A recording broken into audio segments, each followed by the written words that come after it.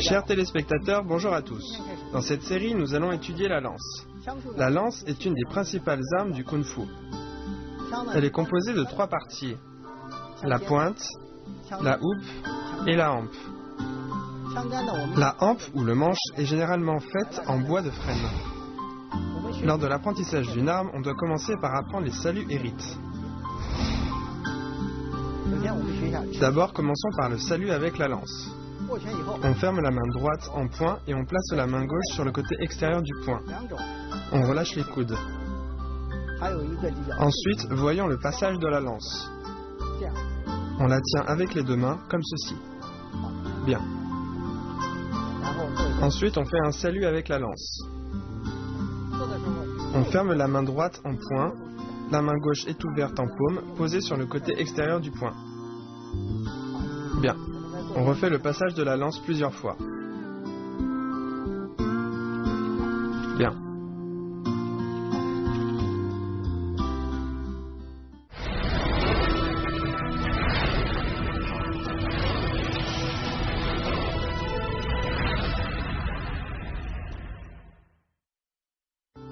Ensuite, voyons barrer, rabattre et piquer.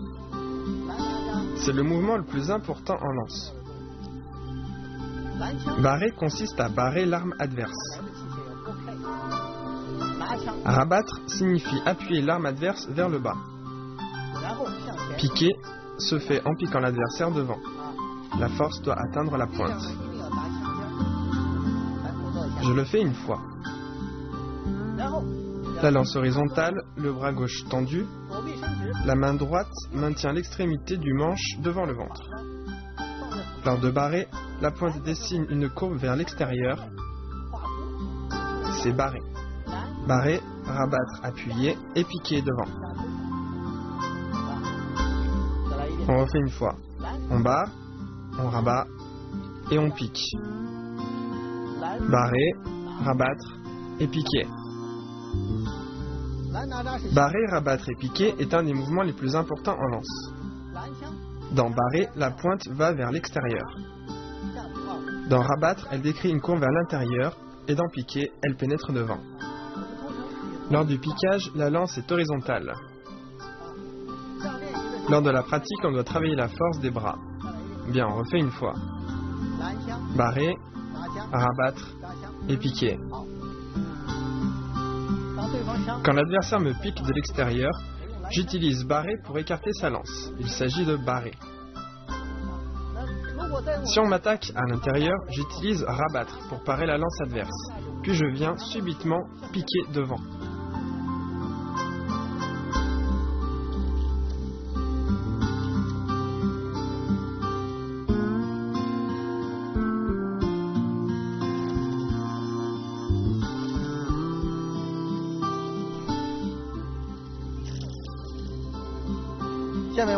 Maintenant, voyons trembler.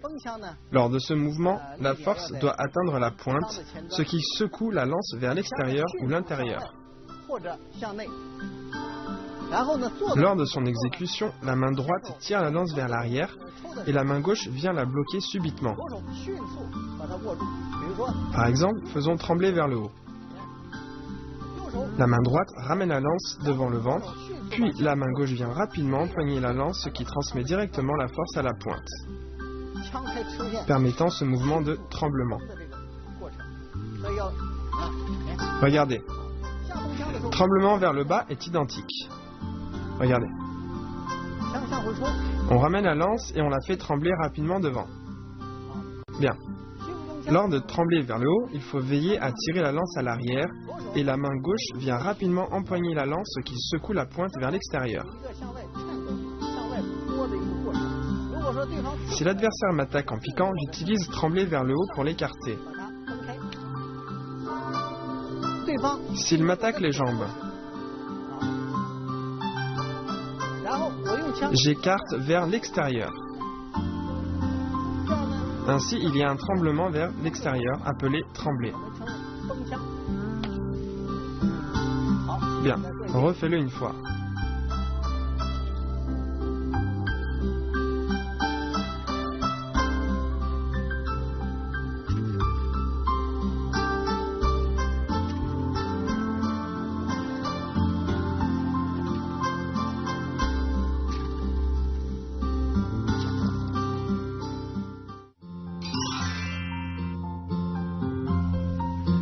Barrer et rabattre sont des mouvements de défense, dont la rotation ne doit pas être trop grande.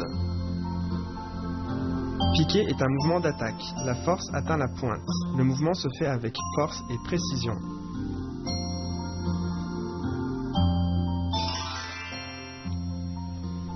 Afin d'assurer la couverture de défense, l'amplitude de tremblée ne doit pas être trop large afin de ne pas laisser entrer l'adversaire.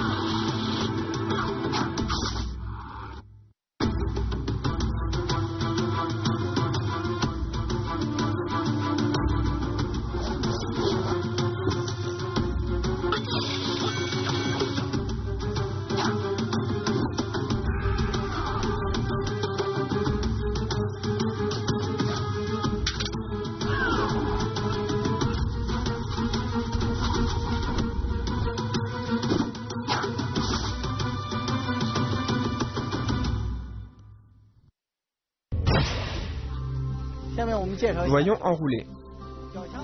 Il s'agit d'un mouvement circulaire décrit par la pointe. La main gauche stabilise la lance et la main droite empoigne le manche afin de décrire des cercles avec la pointe. C'est surtout pour embrouiller l'adversaire lors d'une attaque.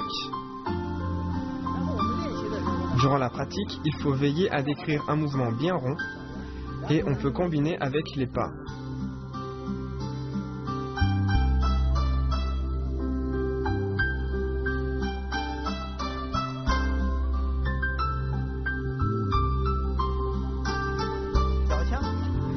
Pour enrouler, la lance doit être horizontale.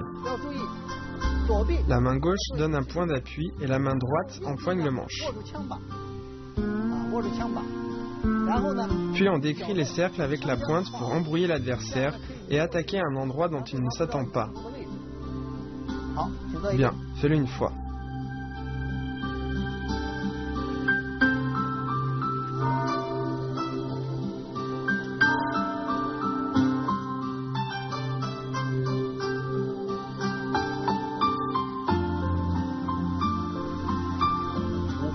Lors des cercles de lance, la main droite tient la partie inférieure de la lance.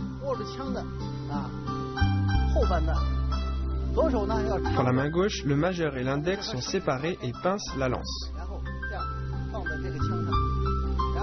La main gauche peut monter et descendre durant le mouvement.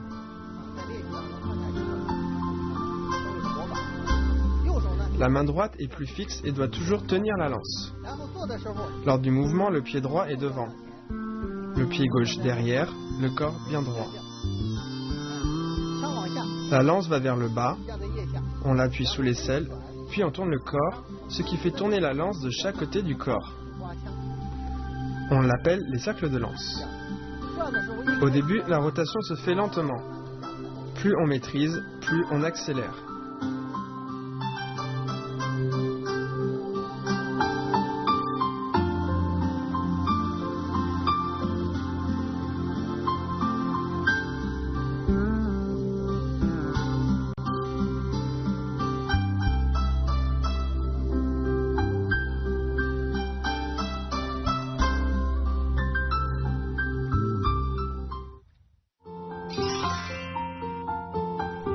Enrouler. La main gauche comme point fixe, la main droite ne doit pas être trop serrée. On peut combiner avec les pas.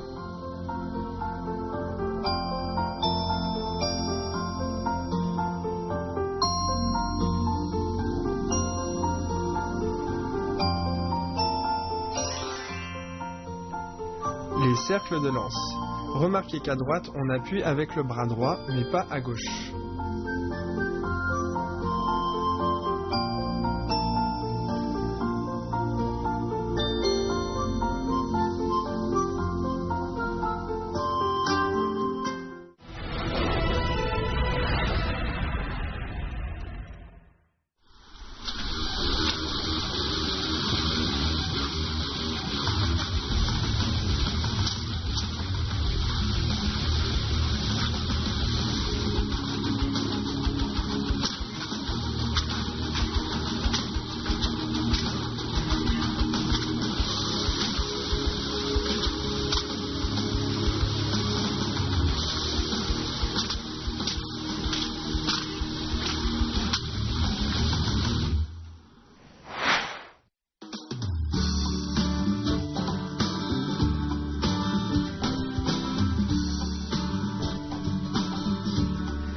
La lance vient de la pique dont la forme est très simple, une pointe et un manche.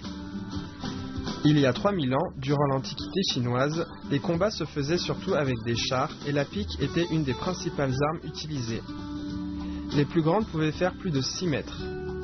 Puis, à l'ère des combats à chevaux, les types de pointes se sont diversifiés, donnant progressivement naissance à l'arme appelée lance.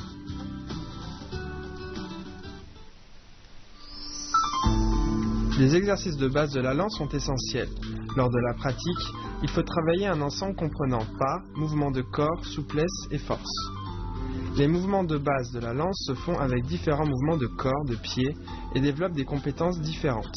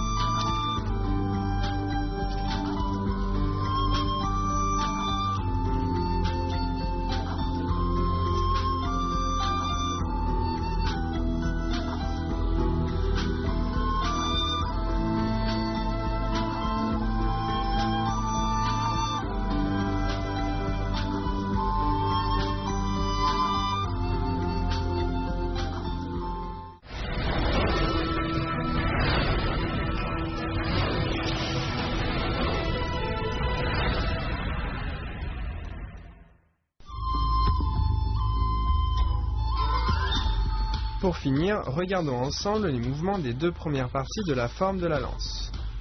Lors du prochain cours, nous allons commencer à étudier ces mouvements.